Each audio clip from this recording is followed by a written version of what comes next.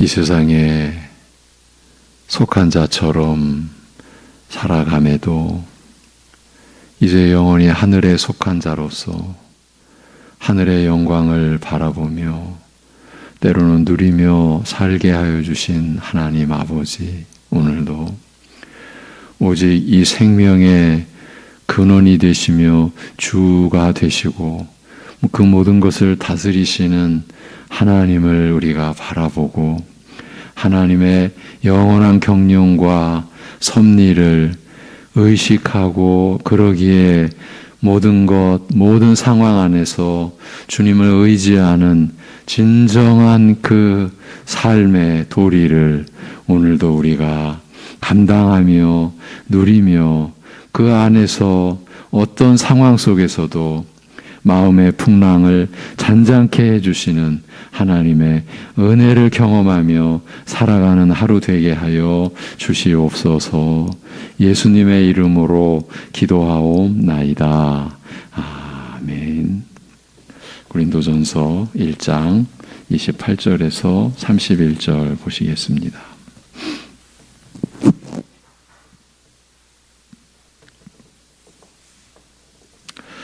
고린도전서 1장 28절에서 31절 말씀입니다.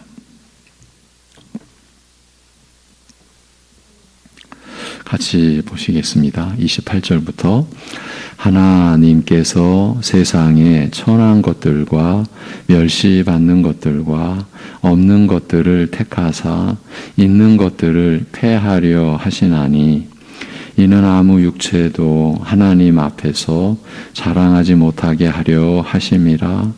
너희는 하나님으로부터 나서 그리스도 예수 안에 있고 예수는 하나님으로부터 나와서 우리에게 지혜와 의로움과 거룩함과 구원함이 되셨으니 기록된 바 자랑하는 자는 주 안에서 자랑하라 함과 같게 하려 함이라.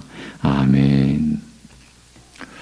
고린도 교회의 아픔을 목도한 바울 사도는 하나님 나라인 교회는 절대로 사람이나 여타 어떤 피조물에 의해서는 세워질 수 없다는 사실을 밝혀가고 있습니다. 그래서 하나님께서는 자신의 종들을 통해서 복음을, 곧 그리스도의 십자가를 전하게 하시는데 그 십자가의 말씀이 자신을 구원하는 하나님의 능력이요 하나님의 지혜가 되는 자들은 유대인이나 이방인이나 오직 부르심을 받은 자들 뿐이라는 사실을 사도 바울은 우선적으로 드러내었습니다.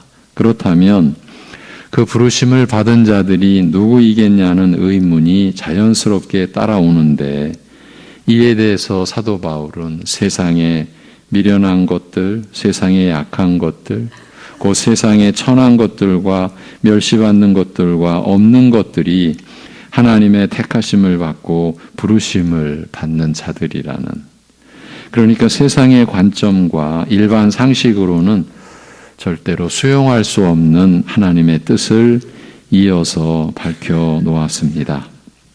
그리고 사도 바울은 하나님께서 그렇게 특별한 방식으로 부르신 자들로 하여금 십자가에 못 박힌 그리스도를 자신을 구원하는 하나님의 지혜요 하나님의 능력으로 받게 하신 그 의도와 이유에 대하여 이렇게 밝혔습니다. 이는 아무 육체도 하나님 앞에서 자랑하지 못하게 하려 하심이라.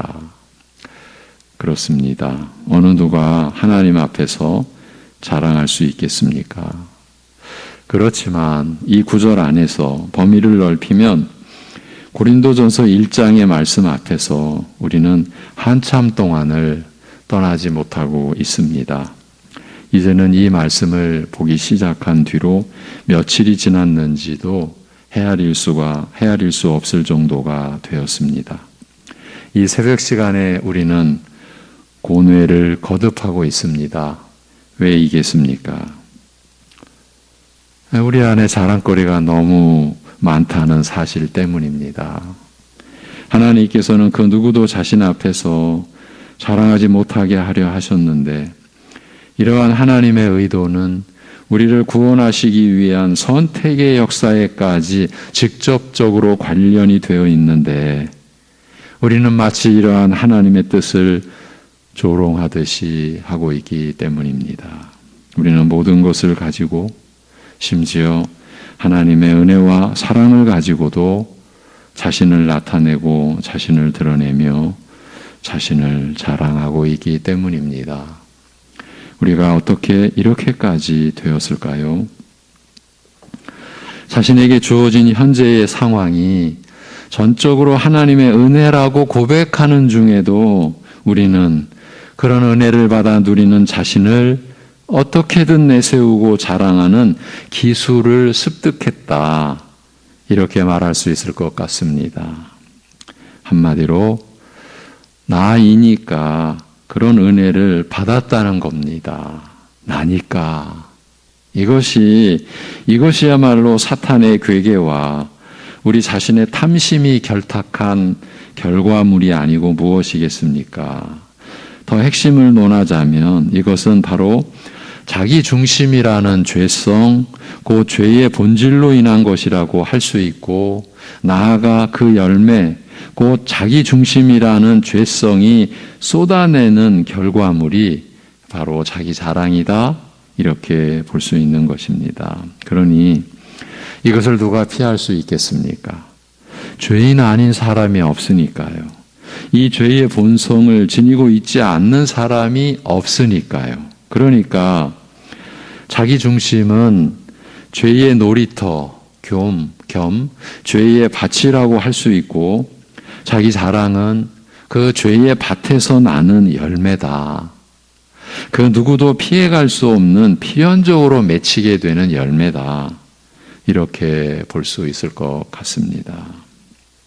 그렇지만 사도 바울은 또 다른 부류의 사람이 있다는 것을 이제 밝혀놓고 있습니다. 그들이 누구이겠습니까? 하나님으로부터 나서 그리스도 예수 안에 있는, 곧 하나님의 부르심을 받은 자들을 가리키는 것입니다. 분열의 고통을 겪고 있는 고린도 교회의 성도를 향해서도 바울 사도는 너희는 하나님으로부터 나서 그리스도 예수 안에 있고, 이렇게 말하고 있습니다. 이들은 어떤 사람들입니까?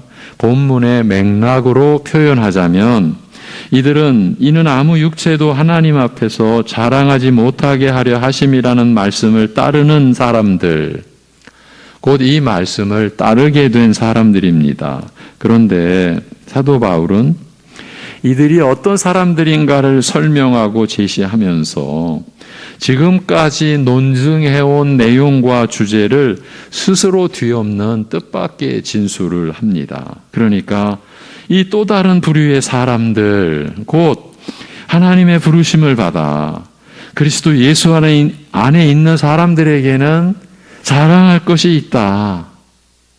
오히려 자랑하지 않을 수 없는 것이 있다는 이 새로운 논리를, 앞에 그 논증해온 그것을 다 뒤엎는 새로운 논리를 전개합니다.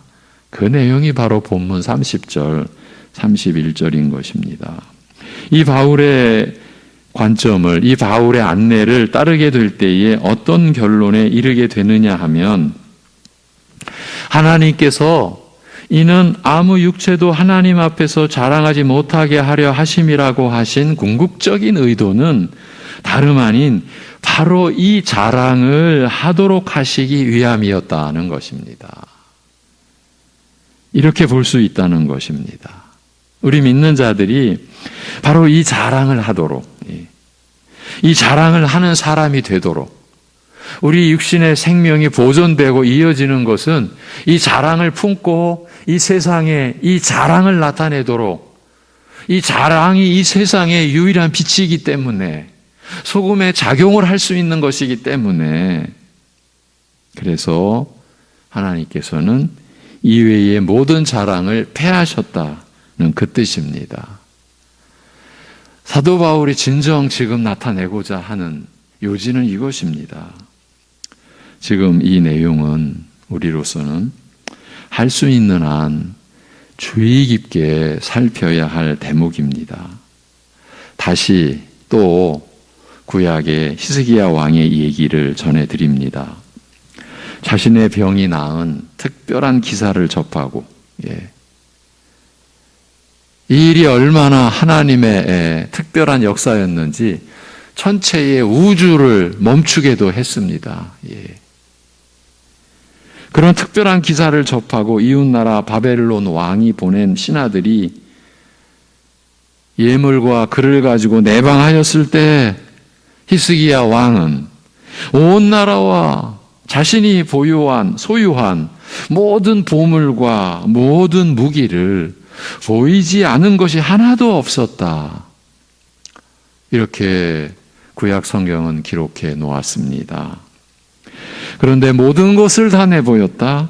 내보이지 않은 것이 하나도 없었다고 한 이 진술은, 그렇지만 히스기야가 내보이고 자랑하고 자신은 이것만을 의지한다라고 해야 하는 단 하나, 반드시 자랑했어야 할 이 하나는 내보이지 않았다는 것을 나타내기 위한 표현이었다고 지난번 이 부분을 살필 때 말씀드렸습니다. 그는 자신과 나라의 모든 것을 이방 나라의 신하들에게 자랑하며 내보였습니다. 그런데 이것은 히스기야 왕이 자랑하고 내보였어야 할 단 하나, 자신을 긍휼히 여겨주신 하나님의 은혜, 그 사랑을 내보이지 않은 것을 나타내기 위한 표현에 불과했던 겁니다. 다 보였다? 보여야 할 하나는 보이지 않았다. 오히려 성경은 역설적으로 그렇게 표현해 준 겁니다. 모든 보물과 모든 무기를 다 보여주며 자랑했던 히스기야는 자신과 이스라엘을 지키시고 강성케 하셨을 뿐만이 아니라 자기 몸의 약함까지도 보살펴 주셔서 그 병으로 끝내 육신의 죽음을 맞이해야 했던 자신을 살리시고 15년의 수한을 연장시켜 주신 하나님의 그 능력, 그 은혜, 그 지혜, 그 사랑을 내보이지 못했던 것입니다. 단 이거 하나만 내보였어야 되는데 무슨 일입니까? 오죽하면 이웃나라 왕이 놀래서 자기 신하들을 예물과 함께 보낸 그들에게 내가 내보일 게 무엇이 있겠습니까? 살아계신 여호와 하나님 이 한 분입니다. 이 한 분의 긍휼, 이 한 분의 능력, 이 한 분의 사랑뿐입니다. 했어야 했던 것이죠. 그런 히스기야에게 이사야 선지자를 통해서 여호와의 말씀이 이렇게 전해집니다.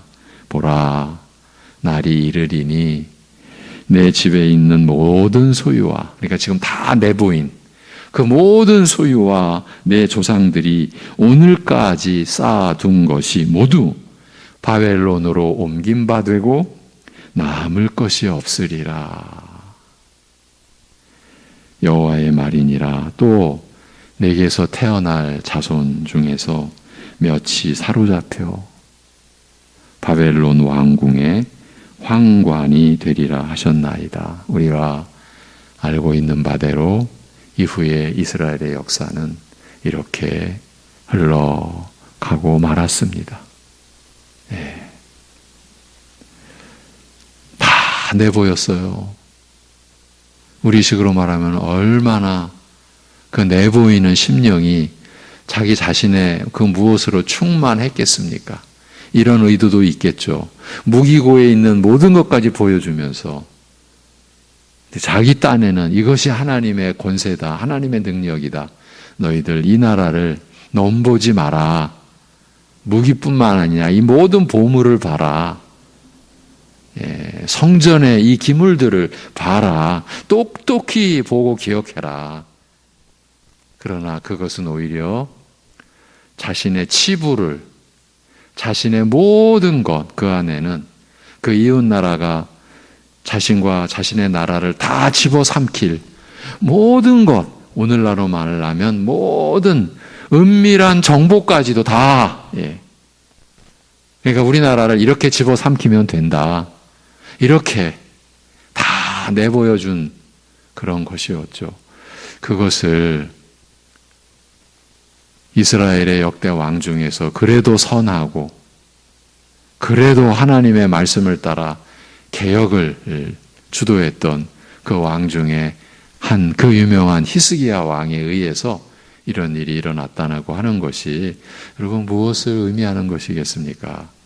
인간의 실상, 우리의 그 깊은 내면의 본체가 이런 것에 불과하다라는 것입니다. 이제 우리의 경우를 생각해 볼 차례입니다. 다른 모든 것을 자랑하다가 자랑할 수 있는 것이라면 어떤 것이라도 끄집어내서 자랑하다가 우리 믿는 자들이 자랑해야 할 그것, 그 단 하나의 자랑을 하지 못하는 경우가 발생한다면 우리는 어찌 되겠습니까? 그런데 우리의 현실은 그렇게 되어 왔습니다. 자랑할 것이 너무 많았습니다.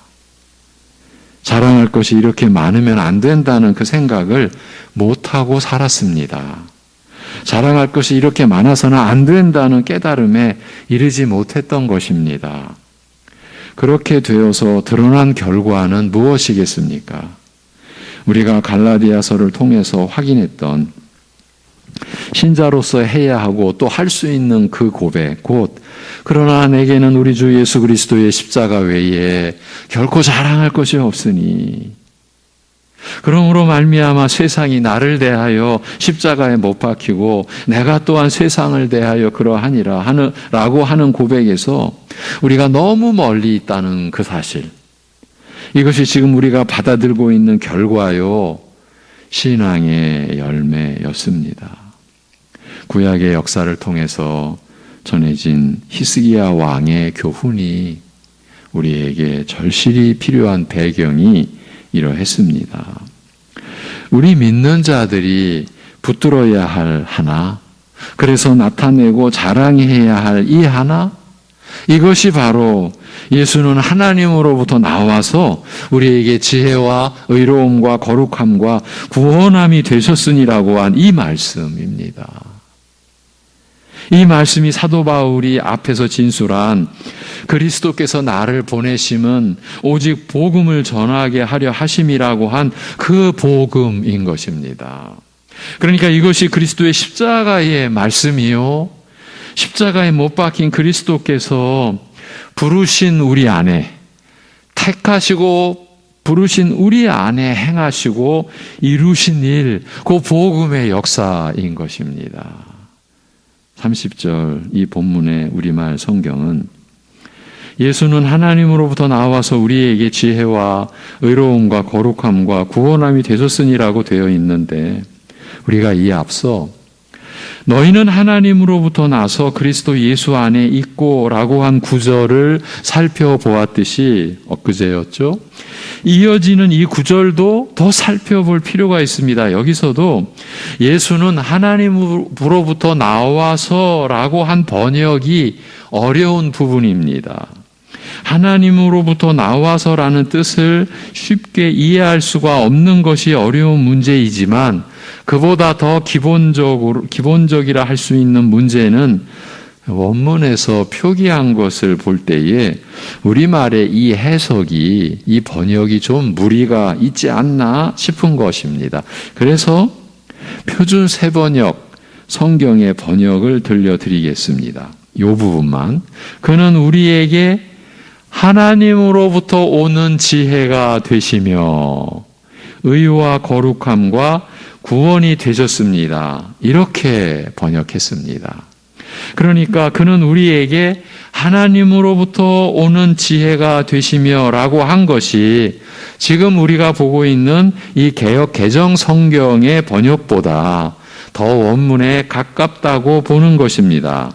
그래서 가능한 한 원문대로 이 구절만을 전체적으로 보면 예수는 우리에게 하나님으로부터 오는 지혜가 되셨는데 곧 의와 거룩함과 구원함이 되셨다는 말씀입니다. 여러분이 느끼실 것입니다. 물론 이 부분도 앞에서도 제가 한 번은 언급해 드렸었는데 지혜를 좀 떼어놓았죠. 의와 거룩과 구원함은 좀 더 또 이렇게 다시 묶었죠. 또 그렇게 여러분에게 말씀드릴 수밖에 없는 게 지혜와 의와 거룩함과 구원함이 되셨다라고 하는 무엇과 이렇게 연결하는 이 말을 이 접속사라고 그러죠. 예, 접속사. 이 연결해주는 이 말을 지혜 다음에는 특별한 것을 썼어요. 그러니까 의와 거룩과 이렇게 그 무엇과 이 말을 특별한 다른 말로 썼어요. 그러니까 보는 입장에서는 지혜라고 하고 나서 좀 멈추지 않을 수가 없어요. 이게 다른 말이네. 그러니까 지혜와 의와 이 와가 다른 표기를 써놨어요. 특별한. 그렇기 때문에 여러분에게 말씀드리는 거예요. 예수는 우리에게 하나님으로부터 오는 지혜가 되셨는데 곧 의와 거룩함과 구원함이 되셨다. 이렇게 보시면 좋겠습니다. 예수님이 우리를 구원하시는 하나님으로부터 오는 지혜가 되셨는데 곧 의와 거룩함과 속량함이 되셨다는 뜻입니다. 이것이야말로 복음, 곧 그리스도의 십자가의 말씀인 것입니다. 앞에서 사도 바울이 우리는 십자가에 못 박힌 그리스도를 전하는데 이 십자가의 말씀이 유대인에게는 거리끼는 것, 그러니까 치워버려야 할 것, 이방인에게는 자신들에게 아무런 유익이 없는 미련한 것이지만 오직 부르심을 받은 자들에게는 유대인이나 헬라인이나 그리스도는 하나님의 능력이요 하나님의 지혜니라고 기록해 놓은 말씀을 여기 30절에서는 더 구체적으로 그 뜻을 밝혀 놓은 것입니다. 어떤 의미에서 어떤 내용에서 그리스도께서 우리를 구원하시는 하나님의 능력이요 하나님의 지혜가 되느냐 하면 예수님이 우리 믿는 자들에게 의와 거룩함과 속량함이 되셨다는 그 의미와 그 내용으로 하나님의 능력이요 하나님의 지혜가 되신다는 이 말인 것입니다. 그리스도 예수 안에 있는 우리에게 예수님은 우리를 구원하시는 하나님의 지혜와 능력이 되셨는데 곧 우리에게 의와 거룩과 속량이 되셨습니다. 이렇게 되면요, 우리식으로 말해서 이거 다 끝난 것 아닙니까? 실제가 그렇습니다. 다 끝난 것입니다. 그리스도 안에서 다 이루어지고 다 끝난 것입니다. 그리고 하나님께서는 우리가 이것을 믿도록 하신 것입니다. 그 믿음을 위해서 성령님을 보내신 것입니다. 요한계시록 2장 8절을 보면 서머나 교회에 사자에게 편지하노니 7 교회에 보낸 편지 가운데 칭찬만으로 기록된 서머나 교회에 보낸 전언, 그 말씀이 이렇게 시작을 합니다. 서머나 교회의 사자에게 편지하노니 처음이요 마지막이요, 처음이며 마지막이요. 죽었다가 살아나신 이가 이르시되 라는 말씀이 기록되어 있습니다. 죽었다가 살아나신 분이 누구십니까? 우리 주 예수 그리스도이시지 않습니까? 죽었다가 살아나신 예수님이 처음이며 마지막이라고 이렇게 말씀해 놓은 구절인 거예요. 그래서 예수님이 우리의 구원의 처음이며 마지막이시라고 할 수 있는 것입니다. 여러분, 이런 말씀이 우리에게 주는 끝이 없는 그 위로,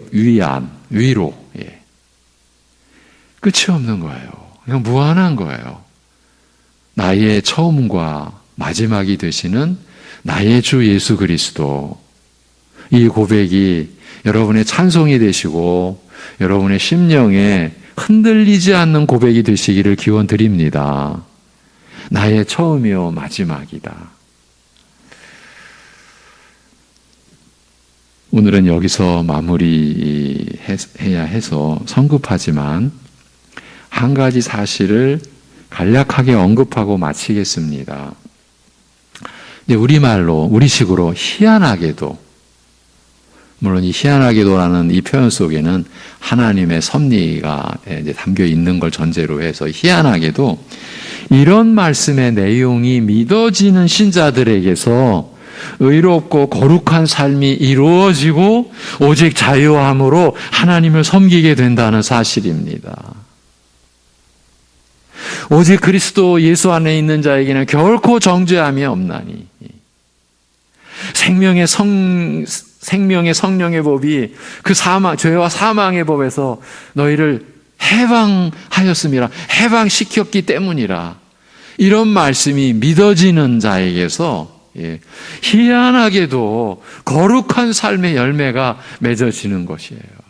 왜 이 말을 여러분에게 덧붙여드리고 마치겠습니까? 오해하지 않게 하기 위해서. 우리 교회가 이렇게 연약하게 된 거짓 것 중에 하나가 믿음을 장로교회는 강조하니까 믿음의 행위를 놓쳐버렸다. 이제 믿음은 좀 그만 강조하고 행위를 강조하자고 했다가 우리가 오늘날 믿음까지도 잃어버렸던 우리의 실체, 우리가 얼마나 헤매며 지금 있습니까? 하나님의 은혜를 우리가 감사한다라고 하면서도 그러니까 내가 은혜 받았지, 이렇게 드러낼 수 있는 재주를 가지고 있는 우리, 그런 교묘한 기술을 습득하고 만 우리를 우리가 지금 이렇게 보고 있지 않습니까? 여기서도요, 예수님이 처음과 끝이래, 다 된 거래. 저런 말 하면 안 되는데, 저런 말 하면 열심을 또 다 빼앗는 건데, 열심히 안 해도 되잖아. 처음과 마지막이니까 다 됐네. 여러분, 이런 것들이 사이비 이단의 전형적인 논리입니다. 그런데 우리 안에 이런 논리가 있는 거예요. 벌써 처음과 마지막이야. 그러면 어떤 분들은 지레 염려를 합니다. 저러면은 사람들 열심히 할 동기, 신앙생활 제대로 할 어떤 명분을 다 빼앗는 건데, 얍삭한 사람은 저런 말을 들으면 아예 저런 말에 그냥 푹 빠져가지고 자기의 본분도 다 잊어버리는데 이렇게 가버리는 거예요. 똑같은 논리예요. 믿음을 강조하다가 삶을 잃어버린 게 장로교회다. 여러분, 그게 4세기에 펠라기우스라는 사람이, 15세기에 아르미니우스라는 사람이 대표적으로 그런 논리를 가지고 교회는 교리적으로 타락해서 이렇게 교인들이 부도덕하고 오히려 세상을 부패케 하는 주범들이 되었다라는 이러한 거짓것. 그래서 오늘날도 알미니안주의자들이 교회를 집어삼키는 선교사님들의 증언이에요. 제가 섬기는 나라의 교회는 알미니안주의가 대장 노릇을 하고 있습니다. 우리 같이 말씀을 나누는 교회는 눈을 씻고도 찾아보기 힘들 정도입니다. 이게 지금 선진국 교회 얘기를 하는 거예요. 이렇게 돼버렸어요. 예수님이 처음과 마지막이야, 이런 말씀을 들으면 벌써 염려를 하는 거예요. 저런 얘기하면은 성도들 열심히 안 내는데, 거꾸로 가는 거예요, 거꾸로. 그래서 희한하게도 이런 말씀의 내용이 믿어지는 신자들에게서 의롭고 거룩한 삶이 이루어집니다. 신앙의 열매를 맺는 그 모습을 나타내 보여줍니다. 오직 자유함으로, 죄와 사망과 사탄의 권세에서 자유함을 입은, 오직 그리스도 안에서 자유함을 입은 그 자유로 자기의 죄를 가리는 데 쓰지 않고 하나님을 섬기는 데 쓴다라는 거죠. 이러한 삶의 열매가 이 시대의 교회 안에, 우리 교회 안에 여러분의 10년과 여러분의 생애 동안에 풍성해지기를 기원하며 오늘 말씀을 마치겠습니다. 기도합니다. 하나님 아버지,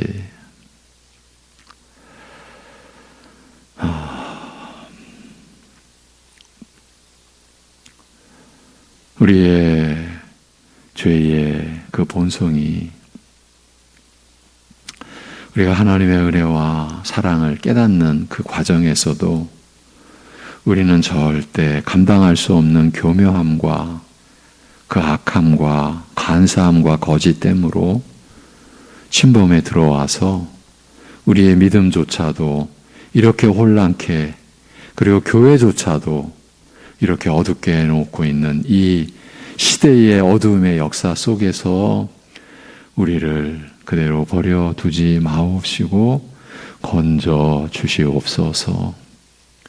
말씀 한 구절에 진리와 은혜가 우리에게 들어오는, 깨달아지는 그것이 이 천하와도 바꿀 수 없는 하나님의 고귀한 은혜의 역사에 우리 안에 내주에 계신 성령님의 역사라고 하는 그 깨달음이 우리 안에 일어나 우리가 세상 것, 사실은 다 썩을 것, 부패할 것, 그거 나타내고 그거 자랑하고 그거 못해 안다라는 그러한 어찌 보면 처절한 그 참담한 그런 상황에서 우리를 건져내어 주셔서 그리스도의 십자가, 그 안에서 우리에게 이루어진 하나님의 은혜의 내용들, 그 하나하나 그거 제대로 알고 발견하고 깨닫는 우리의 인생들, 인생의 여정이 되고, 그 깨달음은 반드시 우리를 넘쳐나서 우리와 함께하는 사람들, 가족들에게도 이웃들에게도 무법하게 그들을 강압적으로 우리의 것을 주는 게, 전하려고 하는 게 아니라 우리 안에 계신 성령께서 그 성결하시고 화평케 하시는 성령의 역사로 말미암아 우리 안에 있는 그 빛이, 그 소금이 나타내지고 전해지고 우리로서는 그 은혜를 그래서 더 풍성히 경험하고 누리는 생애가 되게 하여 주시옵소서. 이러한 우리를 세상이 어떻게 평가하듯, 우리를 미련하다고, 제대로 살 줄 모른다고, 그렇게 어리석다고 그렇게 평가해도 이미 세상에 대하여 서로가 십자가에 못 박혀 죽어버린 관계라는 것을 우리가 고백하면서 하나님을 향하여 부요한 자로 살아가는 우리들 되게 역사하여 주시옵소서. 오늘 하루의 삶 속에서도 우리가 이러한 은혜를, 이러한 하나님의 이 말씀의 역사를 경험하는 하루가 되게 하여 주시옵소서. 아버지 하나님, 오늘 이 예배 후에 우리 이 교회의 지체 중 가장 어르신을 하나님께서 부르신 그 이제 장례 예배를 섬길 때에도 이러한 말씀에 참된 위로와 은혜와 능력이 그 모든 유족들과 교우들과 친지들 위해 넘치게 임하는 역사를 허락하여 주시옵소서. 사랑하는 새벽예배 가족들, 이러한 말씀과 힘들게 고뇌하며 씨름해가는 그 과정 또한 위로해 주시고 붙들어 주시고 이러한 말씀의 역사의 열매를 취하며 살게 하여 주시옵소서. 예수님의 이름으로 기도하옵나이다. 아멘.